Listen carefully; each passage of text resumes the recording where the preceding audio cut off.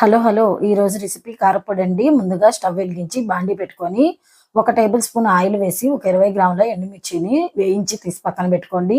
ఇదే ప్యాన్‌లోకి ఇంకొక table spoon వరకు ఆయిల్‌ని వేసి, పచ్చిశనగపప్పు, సాయమినపప్పుని వేసి బాగా వేయించుకోవాలి.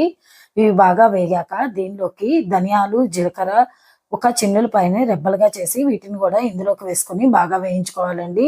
ఇవన్నీ బాగా వేగాలి. పప్పు దినుసులన్నీ ఇవన్నీ మీడియం ఫ్లేమ్‌లో ఉంచి బాగా వేయించుకొని, ఇవి కూడా బాగా వేగాక తీసి పక్కన పెట్టుకొని, ఇదే ప్యాన్‌లోకి చింతపండు గుజ్జును వేసుకొని, ఈ గుజ్జు అనేది చిక్కబడే వరకు ఉంచి స్టవ్ ఆఫ్ చేసి వీటన్నిటిని చల్లార్చుకోవాలి. ఇలాగా మిక్సీ గిన్నె తీసుకొని ఎండుమిర్చి, ఉప్పును వేసుకొని ఒకసారి మెత్తగా గ్రైండ్ చేసి దీనిలోకి మనం వేయించుకున్న దినుసులన్నిటిని వేసి మళ్ళీ ఒకసారి గ్రైండ్ చేసి చివరిగా చింతపండు గుజ్జును కూడా వేసి గ్రైండ్ చేసి ఇలాగా మెత్తగా ఉన్నప్పుడు వీటిని ఒక ప్లేట్‌లోకి తీసి ఆరబెట్టుకోవాలి. ఇలా ఆరాక తీసి డబ్బాలో స్టోర్ చేసుకోవడమే మీకు ఎంతో టేస్టీగా ఉండే కారపొడి. హలో. ఈరోజు రెసిపీ